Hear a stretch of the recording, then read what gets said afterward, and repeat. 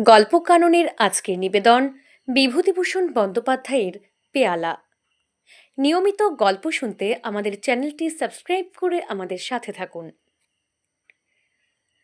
সামান্য জিনিস, আনাতিনেক দামের কলাই করা চায়ের ডিশ পেয়ালা। যেদিন প্রথম আমাদের বাড়িতে ওটা ঢুকলো, সেদিনের কথা আমার বেশ মনে আছে। শীতকাল, সকাল সকাল খাওয়া দাওয়া সেরে লেপের মধ্যে যাওয়ার চেষ্টা করছি, এমন সময় কাকার গলার সুর শুনে দালানের দিকে গেলেম।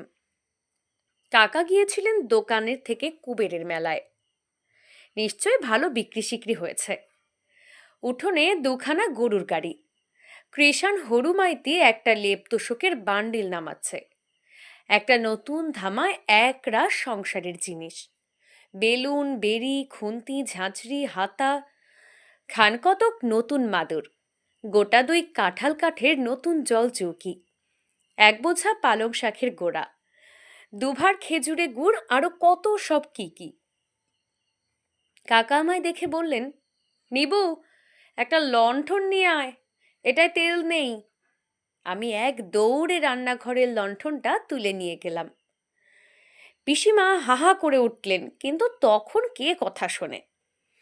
কাকাকে জিজ্ঞেস করলাম, মেলায় এবার কেমন লোকজন হলো কাকা? কাকা বললেন, লোকজন প্রথমটা মন্দ হয়নি, কিন্তু হঠাৎ কলেরা শুরু হয়ে গেল, ওই তো হলো মুশকিল। সব পালাতে লাগলো। বাউরের জলে রোজ 5টা 6টা মরা ফেলছিল।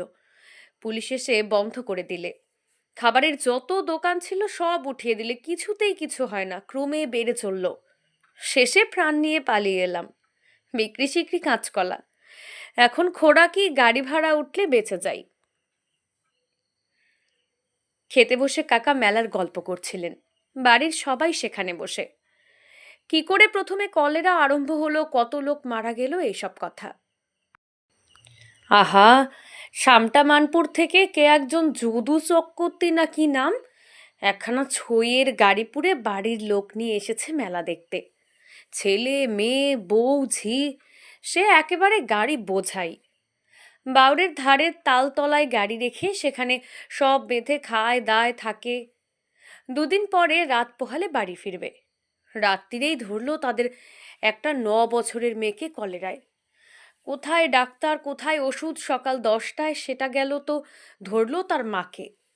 রাত 8টায় মা গেল তো ধরলো বড় ছেলের বউকে। তখন এদিকেও রোগ জেঁকে উঠেছে। কে কাকে দেখে, তারপর সে যা কাণ্ড। একটা একটা করে মরে আর পাশেই বাউরের জলে ফেলে। অর্ধেক গাড়ি খালি হয়ে গেল। ব্রাহ্মণের যা সর্বনাশ ঘটলো আমাদের চোখের সামনে, উফ। কাকা ভুসিমালের ব্যবসা করেন। প্রায় 40 মণ সোনামুখ মেলায় বিক্রির জন্য নিয়ে গিয়েছিলেন। মন 12 না 13 কাটাতে পেরেছিলেন। বাকি গরুর গাড়িতে ফিরে আসছে। কাল সকাল নাগাদ পৌঁছবে। গাড়িতে আছে আমাদের আড়তের সরকার হরিবিলাস মান্না। কাকা খেয়ে উঠে যাবার একটু পরেই কাকার ছোট মেয়ে মনু একটা কলাই করা পেয়ালা রান্নাঘরে নিয়ে এসে বললে, এই দেখো জ্যাঠাইমা, বাবা এনেছেন, কাল আমি এতে চা খাবো কিন্তু। হাতে তুলে সকলকে দেখিয়ে বললে, বেশ কেমন মা, মেলায় 3 আনা করে দরে কেনা। এই প্রথম আমি দেখলুম পেয়ালাটা। সে আজ 4 বছরের কথা হবে। তারপর বছর 2 কেটে গেল। আমি কাজ শিখে এখন টিউব ওয়েলের ব্যবসা করি। ডিস্ট্রিক্ট বোর্ড, লোকাল বোর্ডের কাজ সংগ্রহ করবার জন্য এখানে ওখানে বড় ছুটোছুটি করে বেড়াতে হয়। বাড়িতে বেশিক্ষণ থাকা আজকাল আর বড় ঘটে না। সেদিন সন্ধ্যার গাড়িতে কলকাতা আসব। আমার বিছানাপত্র বেঁধে রান্নাঘরে চায়ের জন্য তাগাদে দিতে গিয়েছি। কানে গেল আমার বড় ভাইজি বলছে, ও পেয়ালাটাতে দিও না পিসিমা, বাবা মারা যাওয়ার পর মা ও পেয়ালাটাতে দেখতে পারে না 2 চক্ষে। আমি বললাম, কোন পেয়ালাটা রে, কি হয়েছে পেয়ালার? আমার ভাইজি পেয়ালা নিয়ে এলো। মনে হলো কাকার কেনা অনেক দিনের সে পেয়ালাটা। সে বললে, বৌদির অসুখের সময় এই পেয়ালাটা করে দুধ খেতেন। তারপর বাবাও সময় করে এতে মুখে সাবু ঢেলে দেওয়া হতো। মা বলে, আমি ওটা দেখতে পারি নে। আমার এই জ্যাঠতুতো ভাইয়ের স্ত্রী কলকাতা থেকে আমাদের এখানে বেড়াতে এসে অসুখে পড়েন। এবং তাতেই মারা যান। এর বছর 2 পরে কাকাও মারা যান পৃষ্ঠব্রণ রোগে। কিন্তু এর সঙ্গে পেয়ালাটার সম্পর্ক কি? যত সব মেয়েলি কুসংস্কার। পরের বছর থেকে আমার টিউবওয়েলের কাজ খুব জেঁকে উঠল। জেলা বোর্ডের অনেক কাজ এলো আমার হাতে। আমার নাওয়া খাওয়ার সময় নেই। দূর দূরান্তের পাড়াগাঁয়ের নানা স্থানে টিউবওয়েলের বসানো ও মিস্ত্রি খাটানোর কাজে মহাব্যস্ত। বাকি সময়টুকু যায় আর বছরের বিলের টাকা আদায়ের তদবিরে। সংসারেও আমাদের নানা গোলযোগ বেঁধে গেল। কাকা যতদিন ছিলেন কেউ না কেউ কথাটি বলতে সাহস করেনি সংসারের পুরনো ব্যবস্থাগুলির বিরুদ্ধে। এখন সবাই হয়ে দাঁড়ালো কর্তা, কেউ কাউকে মেনে চলতে চায় না। ঠিক এই সময় আমার ছোট ছেলের ভয়ানক অসুখ হলো। আমার আবার সেই সময় কাজের ভিড় খুব বেশি। জেলা বোর্ডের কাজ শেষ হয়ে গিয়েছে, কিন্তু টাকার তাগাদা করতে হবে ঠিক সেই সময়টাতে, নইলে বিল চাপা পড়তে পারে 6 মাস কিংবা 7 মাসের জন্যে। আমি আজ জেলা, কাল মহকুমা ছুটোছুটি করে বেড়াতে লাগলুম। এ মেম্বার ও মেম্বারকে ধরি যাতে আমার বিলের পাওনাটা চুকিয়ে দিতে। তারা সাহায্য করেন।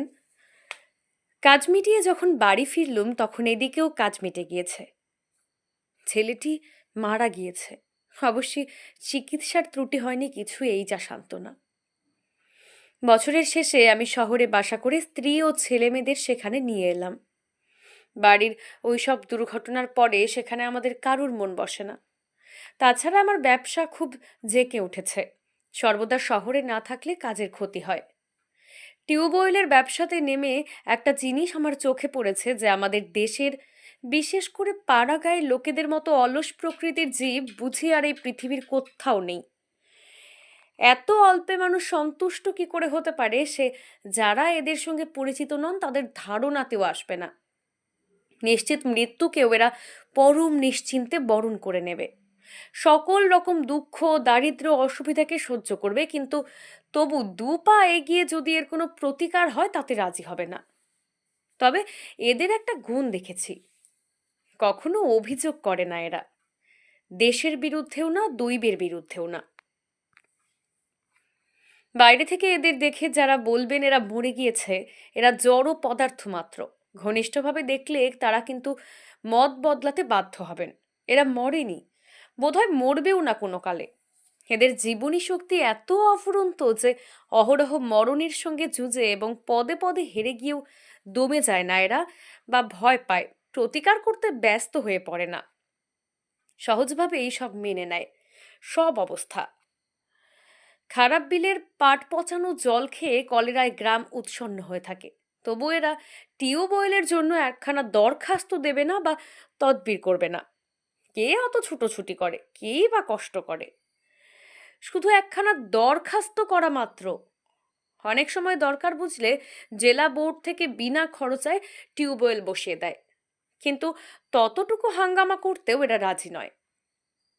বাসায় একদিন বিকেলে চা খাওয়ার সময় লক্ষ্য করলুম আমার সেই ছোট্ট মেয়েটি সেই কলাই করা পেয়ালাটা করে চা খাচ্ছে।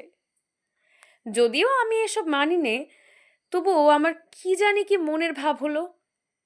চা খাওয়াটা শেষ হয়ে গেলে পেয়ালাটা চুপি চুপি বাইরে নিয়ে গিয়ে টান মেরে ছুঁড়ে ফেলে দিলুম পাঁচিলের ওধারের জঙ্গলের মধ্যে। কাকার বড় মেয়েটির বিয়ে হয়ে গিয়েছিল, ছোট মেয়েটির বয়স 10 বছর, খুব বুদ্ধিমতী। শহরের মেয়ে স্কুলে লেখাপড়া শেখাবো বলে ওকে বাসায় এনে রেখেছিলুম। স্কুলেও ভর্তি করিয়ে দিয়েছিলুম। মাস 5-6 কাটল। বৈশাখ মাস, এই সময়ই আমার টিউবওয়েলের কাজের ধুম। 8-10 দিন একাদিক্রমে বাইরে কাটিয়ে বাসায় ফিরি, কিন্তু তখনই আবার একটা কাজে বেরিয়ে যেতে হয়। এতে পয়সা রোজগার হয় বটে, কিন্তু স্বস্তি পাওয়া যায় না। স্ত্রীর হাতের সেবা মাইনে, ছেলেমেয়েদের সঙ্গ পাইনে, শুধু টো টো করে দূর দূরান্তর চাষাগা ঘুরে ঘুরে বেড়ানো, শুধু এস্টিমেট কষা, মিস্ত্রি খাটানো। মানুষ চায় দুদণ্ড আরামে থাকতে, আপনার লোকেদের কাছে বসে তুচ্ছ বিষয়ে গল্প করতে, নিজের সাজানো ঘরটিতে খানিকক্ষণ করে কাটাতে, হয়তো একটু বসে ভাবতে, হয়তো ছেলে মেয়েদের সঙ্গে একটু ছেলে মানুষই করতে। শুধু টাকা রোজগারে এসব অভাব তো পূর্ণ হয় না। হঠাৎ চিঠি পেয়ে বাসায় ফিরলাম। কাকার ছোট মেয়েটির খুব অসুখ। আমি পৌঁছলাম দুপুরে। একটু পরে রোগীর ঘরে ঢুকে আমি থমকে দাঁড়িয়ে গেলুম। আমার পিসিমাসি কলাই করা পেয়ালাটাতে রোগীকে সাবু না বার্লি খাওয়াচ্ছেন। আর আমি মেয়েকে একটু আড়ালে ডেকে জিজ্ঞেস করলুম, ও পেয়ালাটা কোত্থেকে এলো রে? খুকি বললে, ওটা কুকুরে না কিসে বনের মধ্যে নিয়ে ফেলেছিল বাবা, মনুদি দেখতে পেয়ে নিয়ে এসেছিল। সে তো অনেক দিনের কথা, পাঁচিলের ওই যে বন, ওইখানে টেনে নিয়ে গিয়েছিল। আমি বিস্মিত সুরে জিজ্ঞেস করলুম, মনু নিয়ে এসেছিল? জানিস ঠিক তুই? খুকি অবাক হয়ে আমার মুখের দিকে চেয়ে বললে, হ্যাঁ বাবা, আমি খুব জানি। তুমি না হয় মাকে জিজ্ঞেস করো। আমাদের সেই যে ছোকরা চাকরটাকে কুকুর কামড়েছিল না, ওই দিন সকালে মনুদি পেয়ালাটা কুড়িয়ে আনে। ওই পেয়ালাটাতে তাকে কিসের শেকড়ের পাচন খাওয়ানো হলো, আমার মনে নেই। আমি চমকে উঠলুম, বললুম, কাকে রে?